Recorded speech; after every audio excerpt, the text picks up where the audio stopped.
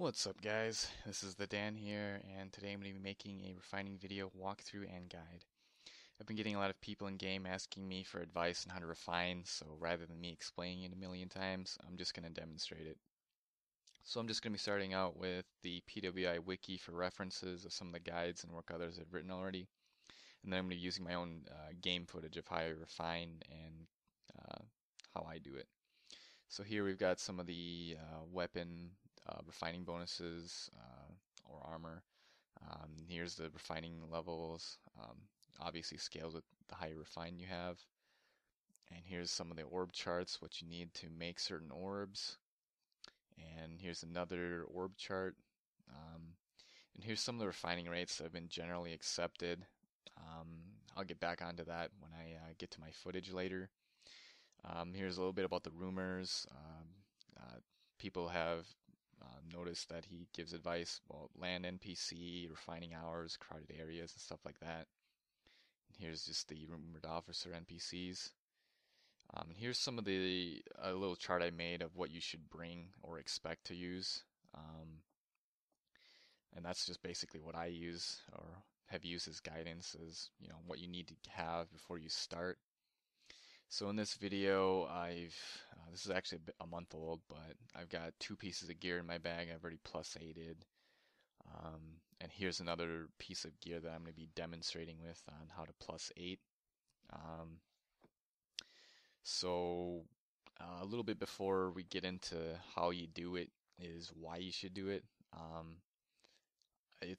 I've been refining since the game's come out, and there's been very few times where I've actually lost money refining or spent more than I would have using orbs, and that's just because people have like certain methods they use that seem to have been working. It's not actually just chance that you can save money with orbs or whatever or refining aids. It's just um, actually people have written other guides about how it's better to um, use refining aids instead of orbs, and I'm not actually going to get into that because I'm just going to be using this as a tutorial on how to do it, not actually getting into the math. If you want to know more about the math of it, there's actually links on the PW wiki. Um, but I've been selling refined services recently thanks to Ches.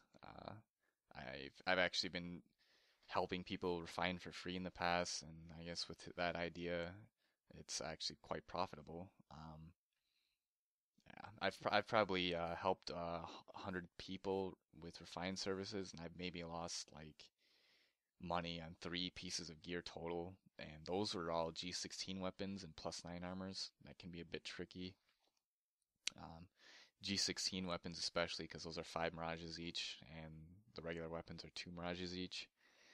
But plus 8 on those G16 weapons and plus 9 on the armors are always going to be a coin sink. So unless you're really experienced, I wouldn't recommend trying that. When you actually get really serious and have the Mirages and Event Gold or Teen King Tisha to back it up, and you're going for your all out on your endgame gear, then try it if you want. But I would still recommend that you would stop on 8 on armors and 7 on the G16 weapons, just for the sake of frustrations that I've had in my own refining experiences. But it's a lot easier when you're making money off of it than, it's for your own gear. Um, so basically, what you need are the Mirages, Tinkangs, and Tishas. If you don't know how to get the Tinkangs and Tishas, you can get them with event gold through like the pack promotions that they have in game sometimes. There's heroic chests that give those chests of coin things. There's DQ grinding. There's Tiger event. Those are the ways to get that, and just like the regular refining sales, which is what I'm doing in this video, is using the sale refine aids that I bought mainly because I've used all my event gold selling refined services, and I haven't been selling them as much lately because it seems to be like a loss when you actually buy them, whereas you get them for free when you buy promotion stuff. But enough about that. Let's get back to how to actually refine. Um, as you can see in this video, refining with Mirages up to +3, and then I'll Tinking up to 5, and after I get to 5, I like to close the window. I didn't always close the window, but that's just a method I picked up over the years, watching other people refine, and I've been in discussion with other people how they do it, and after a while, I started doing that, and it was actually pretty successful for me. But uh, I've seen people plus 11, 12 without orb on YouTube, but using the same method. But getting back to how to do it, once you get to that +5, that's kind of like a good benchmark of when you want to start deciding when you want to how far you're going to go. You want to plan for how far you're going to go. If you're going for like 8 or 9, you're really going for the higher fine. I'd recommend tinking the 6. I like to tinking my 6s when I go for 8 or 9, but if I'm only going for 6 or 7, I'm probably going to Tisha.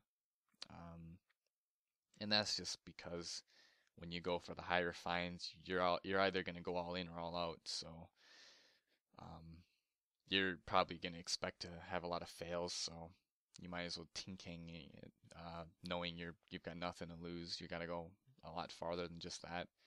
Whereas if you go for just the 6 and 7, you're pretty much done. You don't want to lose that refine. You actually care about that refine.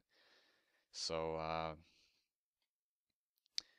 in this video, I'm using a piece of armor, so it's only one Mirage per try. I use a different method when I go for weapons because they take more Mirages. I'm going to be tinking earlier and Tishaing earlier just to save my money for Mirage costs. Um, if you're doing the G16 weapons that take up 5 Mirages a try, you definitely don't want to keep Miraging 3 because that's like 50k every fail, and that really adds up. So what I would recommend is tinking those 3s to 5 and then Tishaing everything after. If you think about it, like on my server, gold's like 1.2 mil, and so that makes the Tinkings and Tishas 150k each. If you look at the refining rates thing, it's pretty much like a 42% or something refine rate on +3 with Tinkang. So it's a pretty good investment if you try to Tinkang that rather than fail with like a 20% chance or something, um, or 30%. It's a lot better to Tinkang the 3s on weapons. Um, really when you do refining, you have to pace yourself. Don't go in half cocked. You have to be ready. Um, you got to have all the materials ready and have enough, a little even more than what you should use, just in case you have a really bad streak. Most likely you won't, but just in case. If you fail a lot and you're really stressed out, just take a break. It helps sometimes. Maybe that's just due to the refining times, or I don't know. Sometimes I've just had really bad times where it takes me like 1,000 Mirages to +5. Other times I'm +90ing and 50. I don't know what the explanation is for that. It's just a bunch of outliers, it seems like.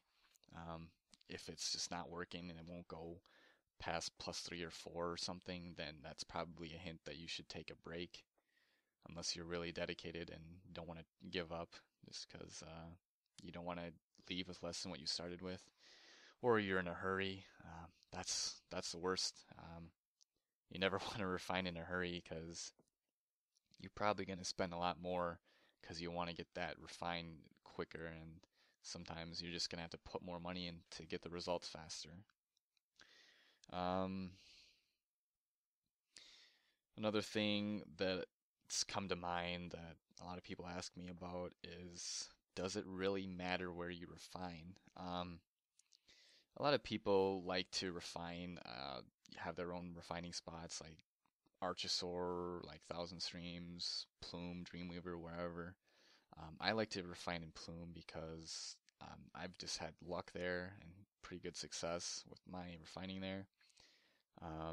There's also some of the myths about, is it better to refine when nobody's around?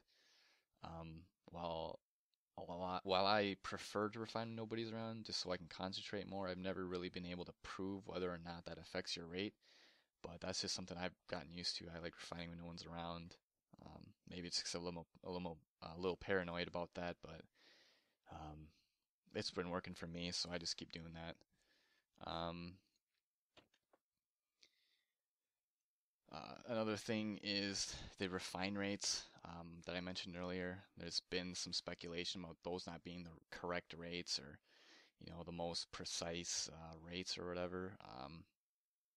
I've been refining for since the game started, and there was a day where I literally spent 30,000 mirages plus 90 like 8 pieces of gear for someone, and I actually sat there, and I gotta say those rates are pretty realistic, and while they might not be 100% precise, they're pretty close to the ballpark and giving accurate guidance on what you should be expecting. Um, Pretty much, there's there's no data files in the client side of the client to actually find out if those rates are 100% right or not.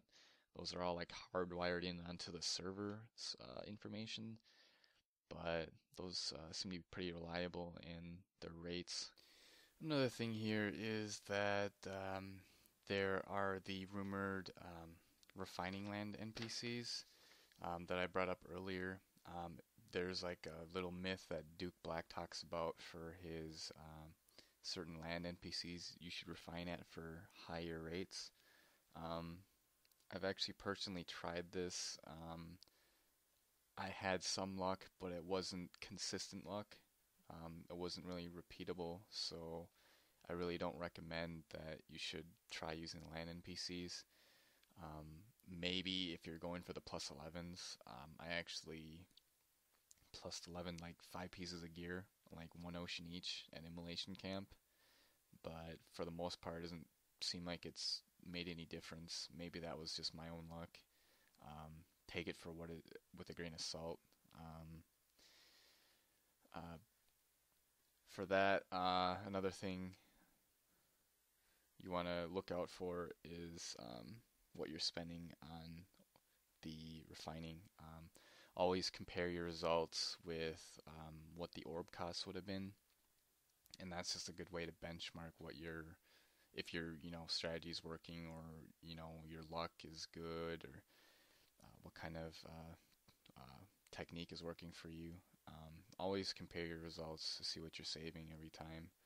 Um, I, like I said earlier, I haven't really lost money from doing refining, so it's a good way to see how you're doing. And if you ever want to sell refine services, that might be a good way to benchmark how you're doing versus what you spend.